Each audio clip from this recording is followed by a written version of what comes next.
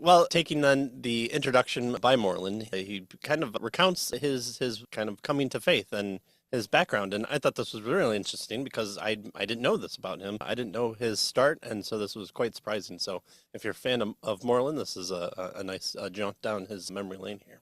He talks about that he grew up in the 1950s in a working class neighborhood outside of Kansas City, Missouri. His father died when he was in second grade, and he was raised largely by his mother, though she did not marry again until his seventh grade year. One thing was contrast throughout his childhood, a love for science. It goes back as far as he can remember. He was a veritable glutton for all things scientific. On his fifth birthday, he got a microscope and spent hours on looking at slides. He had a rock and moth and insect and leaf collection, and he consumed a series of books for his age on different branches of science. He talks about even going so far as to being surprised that he didn't blow up the house with his experiments, which Right. is Yeah, he a did great get thing. a chemistry set.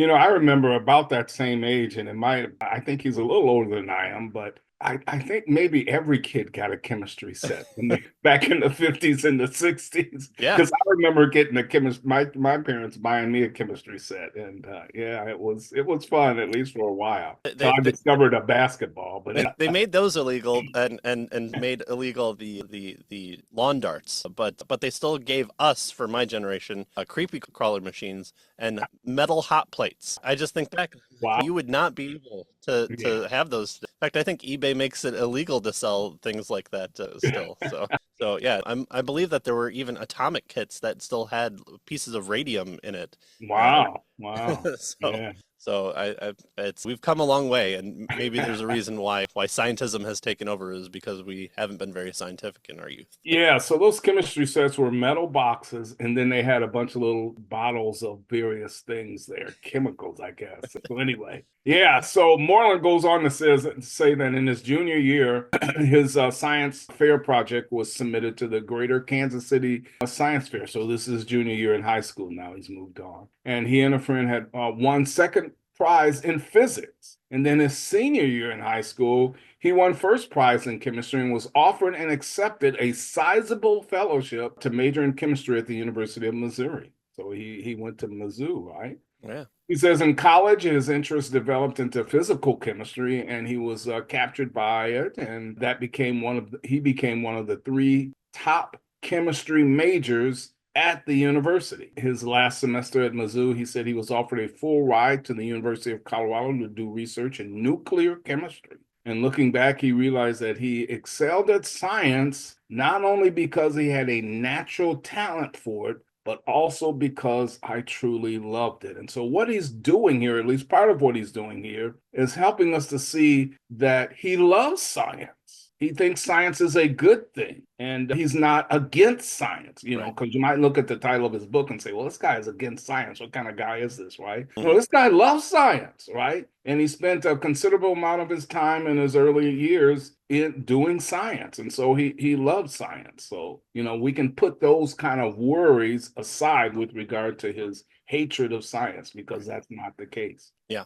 And so I'm reading this and I'm going, well, I know there's got to be a turn somewhere because he's not chemist J.P. Moreland, he's philosopher J.P. Moreland. And Yeah. so where does this come about? Well, here's the turn. But something happened to him in November of 1968, his junior year, that would alter his life and his plans for the rest of his life. He was led to Christ by Campus Crusade for Christ staff worker after weeks of meeting with him to ask questions about the evidence for Christianity. So he immediately joined the Jesus movement and became, and by God's grace continues to be, a radical follower of the Lord Jesus. So it would have been a wonderful calling to be a Christian chemist. And science is a notable and strategic vocation, but a conversion, a whole new world of ideas open to him. He learned about history and biblical studies, theology, and most importantly, apologetics and philosophy. This is the J.P. Moreland that I know right here. There you go, right? So he said that he sensed his own calling and was to turn down the chemistry fellowship and join the staff at Campus Crusade, which he did and stayed on staff for 10 years. Wow. So he had a fellowship to go to school in Colorado, right? Yeah, And turned it down as a result of his conversion to Christianity. right. So that's really interesting here. Yeah, and again, at the height of, nuclear power and the Cold War and everything else going on.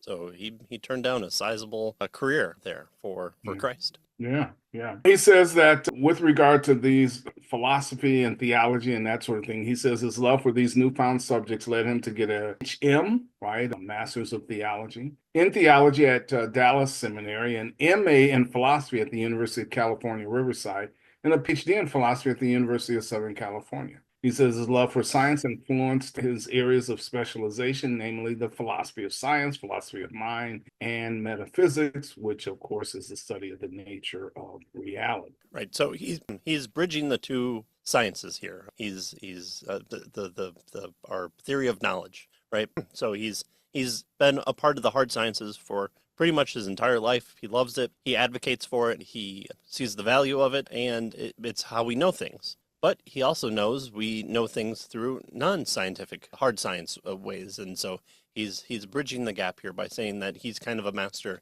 in two areas, and so his pedigree is coming to the front here. Well, he says, sadly, during the process of his various studies, he constantly bumped into something dark, hideous, and I dare say evil. Oh man, what is that? Well, it was a philosophical notion of scientism, roughly the view that the hard sciences alone have the intellectual authority to give us knowledge of reality. Everything else, especially ethics, theology, and philosophy, is, at least according to scientism, based on private emotions, blind faith, or cultural upbringing. So as a result, these disciplines, long regarded by the Western world as a source of knowledge and a path of wisdom, are said to give us no truth about reality. At least no truth that could be supported by the evidence and argumentation, which according to scientism means that theology and philosophy offer no truth at all. And so it's, look back at the history of philosophy, everyone kind of has different interpretations. One says there's such a thing as reality. Another person says there's no such thing as reality. Well, that just seems to be interpretations. There's no winning out. You can't titrate it. You can't scratch test it. You can't scratch and sniff it. And so therefore only the hard science, the biology, the chemistry, the physics, that's what offers you true truth is going there. Yeah, that's yeah.